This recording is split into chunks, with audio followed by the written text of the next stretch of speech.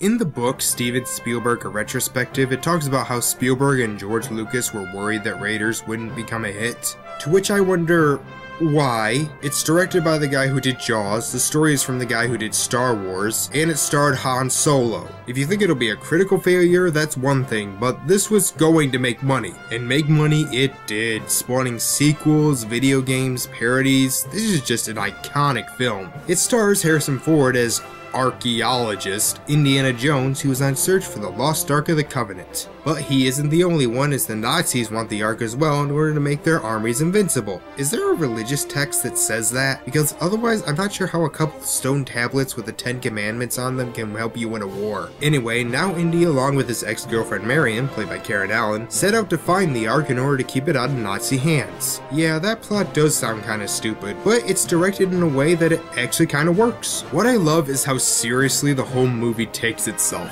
You really feel the weight of this conflict, and because the two leads are so likable, you honestly want them to succeed. The villains are great. I just love how unapologetically evil they are, and how charismatic they are while doing it. I especially love the Gestapo agent played by the late Ronald Lacey. He is just so slimy in every scene he is in. The action and special effects are freaking fantastic. This movie is going to be 34 years old this year, and these effects still hold up. And that scene with Indy on the truck is one of the most well shot and edited action scenes that I have ever seen.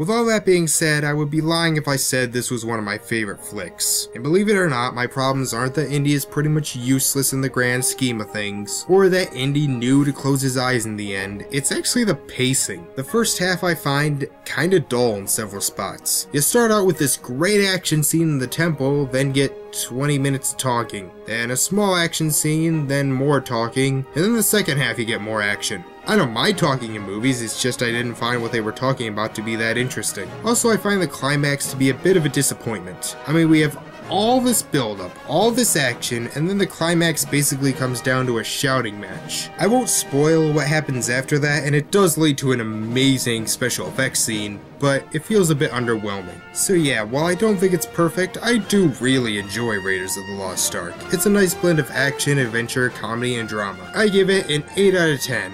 It's not my favorite Indiana Jones movie, we'll get to that one later, nor is it my favorite 80s Spielberg movie. We'll talk about that one next time.